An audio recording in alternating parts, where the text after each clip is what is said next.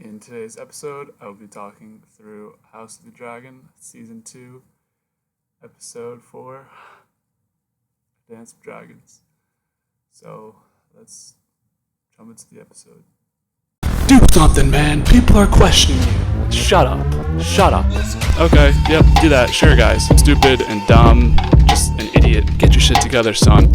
Fuck it. I loved it. Welcome to the dub cast.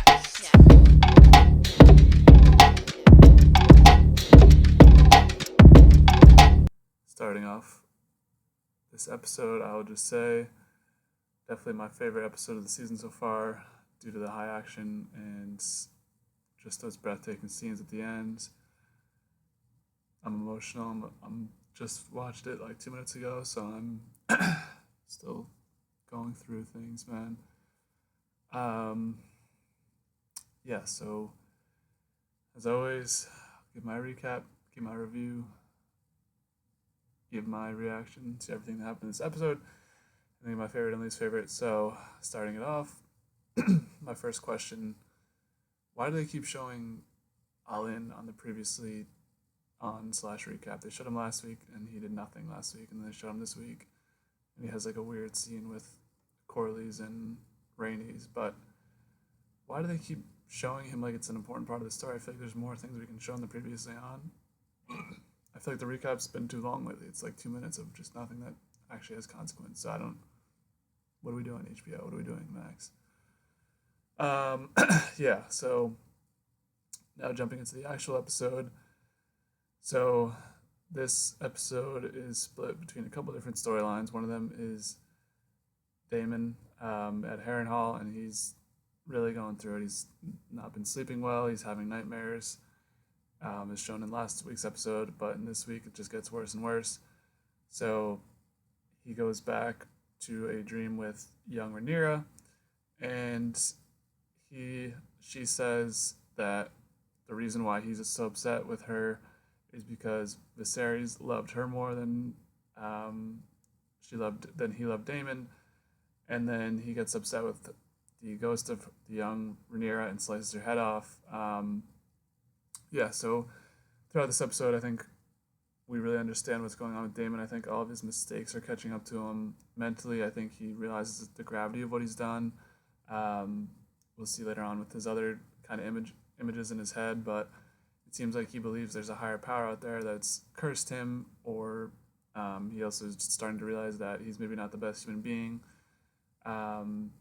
As I said before, he's my favorite character in the show, but I don't support everything he does. I think slapping Rhaenyra was too much in season 1. I think he's been kind of a dick in this season. So yeah, he's clearly being haunted by some stuff. Still at Harrenhal, so we'll talk more through his arc in this episode later as it progresses. So at this Harrenhal, where Daemon is trying to rally them to his side, which she basically has, but there's all these complications about the Lord of the house and trying to get him because he's basically asleep but doesn't wake up like Jimmy Carter does right now. So I don't know. It's hard to understand what that even means. But anyways, so he's introduced to the grandson of the Lord, Grover, I think his name is. And guess what? The last name is Tully. I think this is Game of Thrones, Riverlands as well. Tully still runs it, so good for the Tullys there. And then Damon's like, hey, can you put a feather pillow over your grandfather and just, become heir right now? And yeah, this poor, like, probably, 12-year-old kid's like, I'm not going to do that. Yeah, I mean, Damon, bro, clearly he's not learning from his lessons here. He's asking a 12-year-old to kill his grandfather. I don't know, man. Damon, you got to get your shit together, bro. We're halfway through the season, and you haven't done a single thing of note besides have demons and be haunted. So I'm really waiting for Damon to wake up, waiting for him to clock in. There's a war going on outside, bud. Let's go. Stop asking people to kill their grandfathers and just sleeping shitty and having nightmares. Get some fucking acid or some shit. Stay awake for 10 hours. I don't know, bro. Yeah. Come on, Damon. I'm Team Black, so we need you. Especially after this fucking episode where we lost one of our major players. Okay, moving on. Now the scene I talked about a little bit earlier is Rhaenys with Alyn. Um, I'm not really understanding this Alyn storyline. I don't get it. Maybe I'm just missing something. You guys will have to let me know in the comments. Fill in the blank for me. So he basically has saved Corlys, and I guess he's not giving him the proper recognition that he deserves because Rhaenys is like, hey, why don't you like? He should still have his banners raised, even though he has a bad past. So I guess we'll get into the bad past of Alyn. Seems like just a minor character. I don't know. Maybe he'll be important later on. I'm sure there is some importance to this storyline, and I'm just missing. So fill me in. Obviously, I don't read the books, as I have to state every episode, but I don't get this one so far. So seems like Rhaenys in what is going to be one of her last moments. Unfortunately, it was doing battle for Alyn to um, be relevant and Corlys to recognize her. So yeah, keep an eye on Alyn. So back to Team Green, back to King's Landing. We have Alicent, which this is a pretty strong Alicent episode. Slowly coming around on Alicent. I think she's clocking in. I'm just gonna keep saying the same things as always, but I think she's ready. She's locked in. She knows what's good now with the Aegon the Conqueror thing, maybe a little bit. We'll talk about that in a little bit, but so she's gonna question the Maestro. It's gonna get killed either way I say it, but to ask if Viserys ever talked about Aegon being heir, or Rhaenyra, and he's like, yeah, no, we didn't really talk about that, which is weird because the Maestro, as they say, was probably around Viserys a lot when he died. He was the one treating him for all of his ailments and everything. So this shows that Alicent's starting to question this a little bit. Maybe Rhaenyra is right. Maybe he was talking about Aegon the Conqueror, and her stupid taking his one sentence that he said that led to war is maybe that wasn't a good idea. Alicent, but she's gonna keep doing her, and we'll see if she even wants the best for her kids after this episode. I don't know. I mean, I don't know. Seems like she rocks with Helena heavy, but besides that, she rocks with Aemon a little bit, but I don't know if she loves Aegon. So we'll see what is to be made there after this week. So she has him make a concoction for somebody. She doesn't say who, and after reading the dots, or reading the comments on TV Time, shout out to TV Time, not sponsored, but great app for watching TV. This might be Plan B, bro. She was holding her chest, right where the baby would be, and is this a Kristen Cole baby, potentially? And what does that mean for everything? Because Viserys has been dead, so there's a lot of questions. I don't think she's supposed to be having sex with anyone as the queen consort, or whatever her title is. Maybe she is. I don't know. But I don't remember Cersei. Did she remarry after? I don't think Cersei remarried after Robert died. So I don't think this is allowed. So this would be a problem. Maybe I have to get a Game of Thrones abortion. I don't know what that would even consist of, but yeah. Kristen Cole, you are the father for sure if this is a baby, and that tea was moon tea, they were saying. I guess that means pregnancy, so watch it. Potential fourth Hightower / Targaryen / Team Green baby for Alicent. So I don't even want to know what that means. I'm just gonna let things roll as they happen. Yeah, that's just another curveball in this fucking crazy ass episode. So Rhaenys, having talked with Alyn and then Corlys at their base, she leaves to go to the council because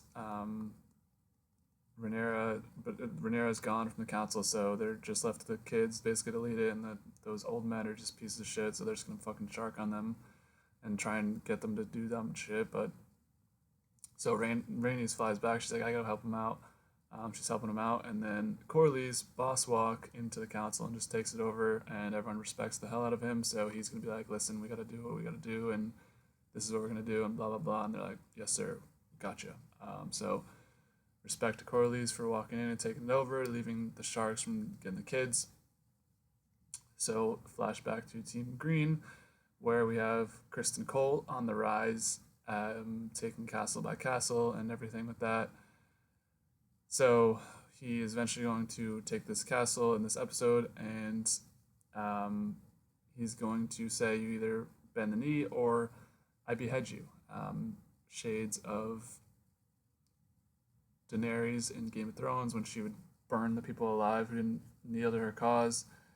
Yeah, not a great way of doing it, but I mean, you gotta prove your point somehow. So he's gonna behead the Lord of the Land, who's still on his dying throne, or dying stone, I should say, is pledged to Rhaenyra. So yeah, Chris and Cole going with the harsh methods, and then everyone bends the knee. So he's picking up a lot of steam. He's picking up a lot of army. I don't. I'm like I'm like pissed, bro, because I'm Team Black and everything's just going Team Green's way in this episode and probably this whole fucking series, man. Nothing has happened for Team Black that's been good. Nothing. I mean, they took Daemon's eye out and he fucking has a blue eye. Like, what? We're losing here. Team Black, do something, man. Fuck. I'm pissed. Do something, man. Oh, big losses for Team Black. And I'm sure everyone else is Team Black, so this is just fucking depressing to watch. Anyways, back to the High Council at King's Landing in Aegon's High Council meeting now. So they come to find out that Aemond and Cole have been scheming behind Aegon's back with war strategy. We saw this in, I think, episode 2, where they were kind of had the chess pieces out and were doing their own little strategy, which makes sense because Aemond's actually competent, Aegon's not. But Aegon gets a little pissed off here, and he's like, "What are you guys doing? This is not fair. I need to be clued in on everything." But Aemond just grills the shit out of him, starts talking to him in High Valyrian, and I wasn't sure if the people at the council could understand what he was saying, but he was like, "Maybe you should, you were doing things you need to do, like holding court and being a loser to me about my girl and whatever." Like, yeah, just not good for Aegon as usual, shitty king. So Aemond got his eye on that throne. He's been scheming with Cole, and we'll see later what they were scheming about, man. What a brilliant plan. But yeah, just for this scene, another owning by Aemond on Aegon. Got him back after last week when Aegon was just super shitty about his prostitute girl that he was laying with after he like emasculated him and embarrassed the fuck out of him. So as we know, there's a little bit of rivalry here, at least one way, where Aemond wants Aegon's everything he has. He wants to be king. He thinks he's better, but Aegon trusts Aemond. He thinks he is a good piece on his council, as I was informed on a Twitter comment. So we'll see what happens with this dynamic in a couple minutes.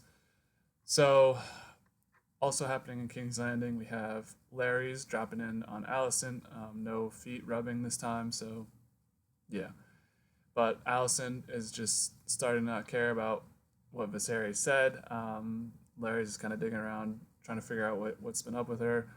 Yeah, so after actually reanalyzing this scene, I think she's definitely pregnant. Because Larry's is a very intelligent individual. He was kind of picking up on a vibe there. Makes sense if she's pregnant. So, yeah. Basically, Alicent's like, Viserys said what he said, and that's it. There's nothing we can do. A lot of people are going to die now, which is true. And I'll have to live with that, and it's war. So she's just starting to not give a fuck. She's starting to go straight Cersei mode. So good to see for Alicent. She's developing as a character, maybe shittily, but she's being more entertaining with drinking wine and shit. So excited to see Alicent's path moving forward. Back to Harrenhal. Daemon has yet another nightmare about this woman he saw in the castle a couple days ago. And I'll keep it brief here. She basically just repeats what young Rhaenyra said before about him like not having trust himself and just being shitty, and he's cursed and blah blah blah. Kind of sketchy. I don't know if this one was real or fake, but obviously all of them have been fake. So yeah. In the next scene, he is at the table and they're out kind of waking him up. He's kind of in and out of this. He's drifting out, and he gets a vision of his wife Lena, who committed suicide by dragon last season. And this is definitely all of his past has come to haunt him now in the worst possible time, where he's trying to gain an army, he's trying to do something productive for Rhaenyra, but everything, all of his mistakes that he's made and all of his terrible past is coming back to get him. So hopefully he can shake this, as I said before. Get moving on. We got a war to fight, Daemon. Let's go. So Aegon, back at King's Landing, is with his High Council, and he's gonna walk out because they bore him. I actually respect him for playing with the ball thing. I would do that probably if I was king. Those things look really cool, as I mentioned before, probably in one of the past recaps. But I need one of those things just to like do what he was doing with it, swirl it around, have fun with it. But he's too bored of their talk of reasonable things, even though he has to be clued in with more stuff. So Aegon, you can't have it both ways, bro. What's it going to be? You want to be informed or you not want to be informed? Because most of the shit that happens is probably very boring. So, yeah, that's being king. But that's not it for Aegon because he walks out, and who's there but drunk Alicent, another person to grill him. Basically, everyone grilled him, but his wife in this episode, who we didn't see this episode, sad, that's my girl, but Alicent is going to give it to him. She says, you need to do what is needed of you. Nothing. And honestly, wise words when you have a fucking high-head idiot king like Aegon. You got to tell him, yo, chill, bro. Like, you literally don't need to do anything in this episode. I mean, not in this episode, in this reign. Like, let the people who are smart take it over. He's like the dumbest person at the table. He has no attention span. He doesn't give a fuck about anything that's happening. So, like, yeah, Alicent, good job again. Props to you. Aegon just doesn't like all this, though. He wants to prove everyone wrong, which we'll see in a couple of minutes. But yeah, loving Alicent's revenge arc, kind of. So back on the battlefield, we have Gawain, the brother of Alicent. He doesn't like Cole's plan of moving forward in daylight because they'll know that they're coming. But little did we know the little scheme that Cole had. So looking back on this wasn't as bad as I thought it was. I thought Cole was just blindly leading them to and just being mad, power thirsty and whatever. But he's got a little plan on the side. So Gawain looks smart here, but later on when we see what's actually happening, turns out Cole was big braining it with Aemon. But regardless, a little bit of discrepancies there between Gawain and Cole. So as they're kind of partners in crime on this battlefield, we'll see what happens with that. And Rhaenyra, Team Black update, will return to the council. So she wants to originally go to show force. She says they won't think that they think I'm gonna be conservative and just let it get taken over. And she's trying to figure out why they want to take something rest. Sorry, don't have the name, but yeah, she wants to go. Her presence here is good at the council. They're like, finally, they have a rudderless ship. They said before, and now there's a rudder. Rhaenyra is the leader. She's got this shit. She takes control of the room instantly. She's the heir to the throne. But they're like, yeah, you can't go. And then her son wants to go, and she's like, you're not going. But Rhaenys is like, send me, I'll go. And at first I was like, oh, this is a good plan because I wasn't thinking that one, Aegon or Aemon would be, or 1 and 2, that Aegon and Aemon wouldn't be there. So I was like, just send the big dragon, scare them all off, burn fucking Kristen Cole to shreds. Who gives a fuck about Gawain? But no, they have bigger plans. So just want to give a quick props to this fucking build-up scene, man. This is all the time. I'm probably gonna rewatch this at some point and get goosebumps again. We have Rhaenyra reading the Song of Ice and Fire, or telling her son about the Song of Ice and Fire, and there's good music. Aegon, meanwhile, is going to saddle up. He's going to go to battle as well, which is just dumb, but what can you say? But really fucking love this scene. Probably one of my favorite parts of this episode. This little build-up scene. Love build-up scenes. Got goosebumps. Excited for what happened, and then it happened. And man, what can you say? Just brilliant fucking episode. Awesome action that happens from here on out. But as a Team Black member / supporter, this was just really sad, man. Just yeah. So we find out that Aemond is resting there with his big dragon, Vhagar, waiting for anyone to come because they knew a dragon would come somehow. So somehow fucking Kristen Cole and Aemond are the smartest people in this whole branch, which actually, when you think about it, makes sense. Like, I don't know who else's IQ you could even put up there. Like maybe Otto Hightower, but he's out of the picture now. I don't like Rhaenyra's not really that smart. Damon's not really that smart. Maybe Corlys, but he's more of a sea guy. So it's like these two are the best we got strategically wise. Um, so their plan was to lure them in with a dragon and then take one out with Aemon's dragon, Vhagar. And fuck, man, they did it.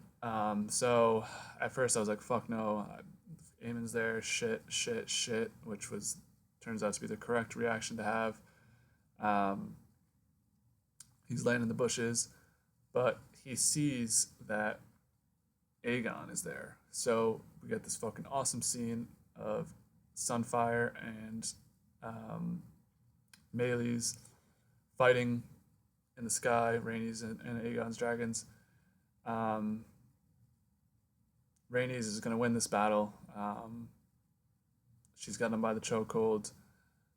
He's done mad damage. Aegon's dragon like bleeds dragon blood onto the army, which is cool to see. The black or gray dragon blood just leak all over the army. Awesome, awesome scene there.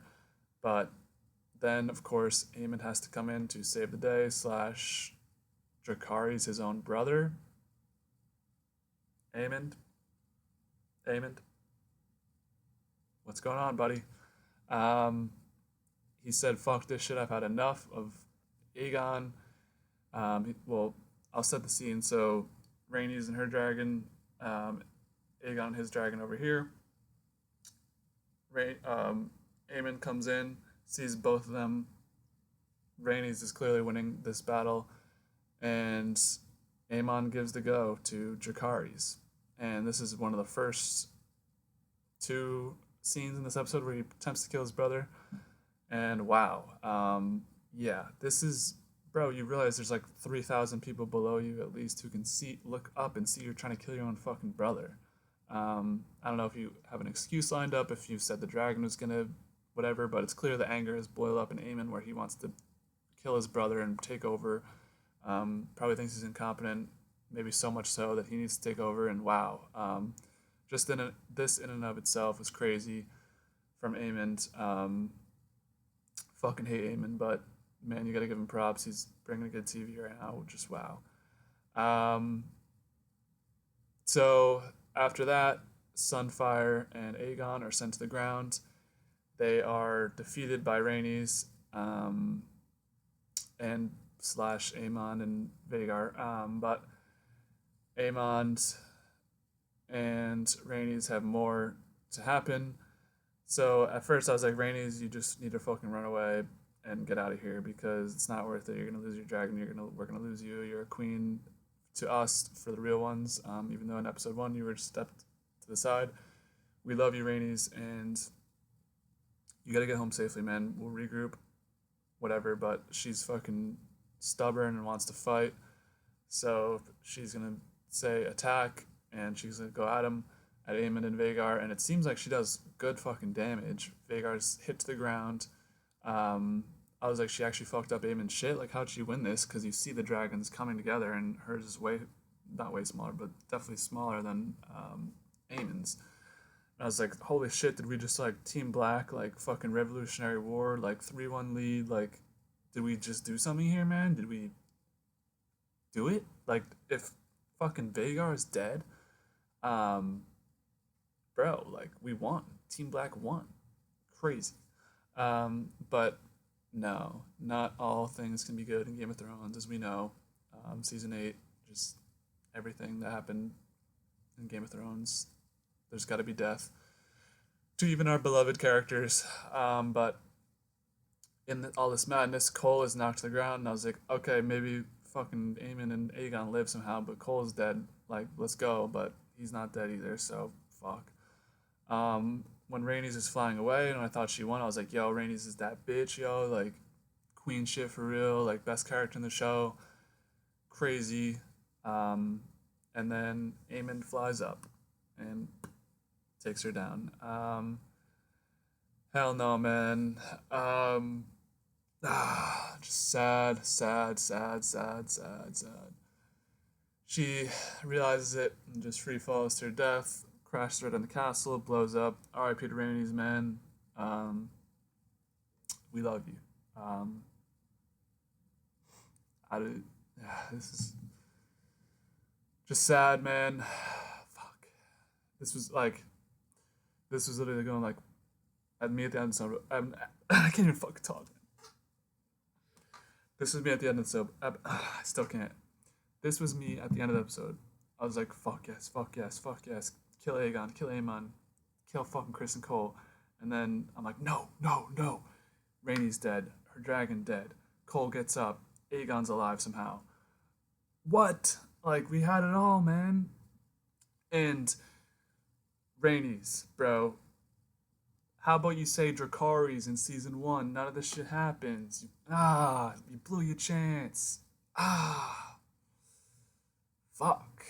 So Cole's gonna get up, touch the skeleton, whatever. Cool scene of him fucking touching a ghost of a man because of the dragons, blah blah blah. We get it. He's got to go find his king, his boy Aegon, which is Aemon his boy. Like he's got a mixed allegiances here, but Aegon is dead in the not dead. Aegon is injured in a forest, and he's gonna walk up to him and be like, "Hey, Aemon, what you doing?" Aemon's got the sword out, ready to kill Aegon, and I'm like, at least kill one of these fucking brothers, Jesus Christ. But Cole stops him. He's in the rubble somewhere. I thought he was dead, but the comments are saying he's alive. So Team Green lost nobody but maybe part of their army. They probably fucking overtook that castle and killed a dragon and killed fucking Rhaenys. And Team Black down fucking bad, man.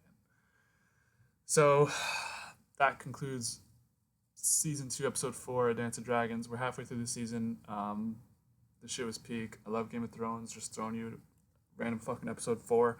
Banger. Great episode. All my friends were texting me about it. All 2 of them that watch the show. Awesome episode. And Team Black, we need you to come back. You're down 3-1. Maybe Rhaenyra's LeBron, but she could also just be 18 LeBron, and you're down 3-1, and you're just caked in shit. So, as always, I'll get my favorite and least favorite characters of the episode. Obviously, these are 2 obvious ones. Favorite goes to my girl Rhaenys. Respect, strong RIP to you. As I said before, that bitch, queen shit, we love you. Rest in peace. Just a great episode from you. Appreciate everything you've done for Team Black. And we'll see you again someday, maybe. Be a Force ghost and help Rhaenyra fucking win this war somehow. I don't know. Least favorite, gotta go to Aemond. Just for being so smart and being annoying and killing Rhaenys and taking that big dragon in season 1. Fuck you. You have the fucking leg up. And I don't like it. Now you killed 2 people on this dragon, and I don't know how we're gonna stop you. Thought though, can Daemon go back and sing to that fucking big ass dragon from season 1? Now we might be cooking. But yeah, Team Green is on the fucking retreat right now. This is not good. Not good at all. So excited for next week. Didn't look at the next week's preview, but I'm sure I'll see it at some point. Sure, Team Black's gonna be devastated, but you gotta get in the rebound. This means war now. Rhaenys dead. Son dead. Let's go. Start killing more babies, man. Fuck it. So that'll wrap up Dance of the Dragons, House of the Dragon. Love this episode. What did you guys think? Let me know in the comments below. Did you agree with anything I said in this episode? As for the next couple of podcasts, we will have Acolyte episode 7 on Tuesday. And then after that, I'll be back for House of the Dragon on Sunday and Acolyte finale next week. But besides that, been working on something at home, so I'm not sure when I'll be back to podcasting with more frequent episodes. I do have one planned with a guest, but I don't know when they're going to be available. So it'll be an NBA free agency recap and review. So that'll be something to look forward to for you guys. Everything's kind of dying down in the NBA. Maybe there'll be another big trade or 2 before I film that episode. So as always, appreciate the love and support on everything, all the platforms and everything. So Team Black, hang in there. If you're Team Green,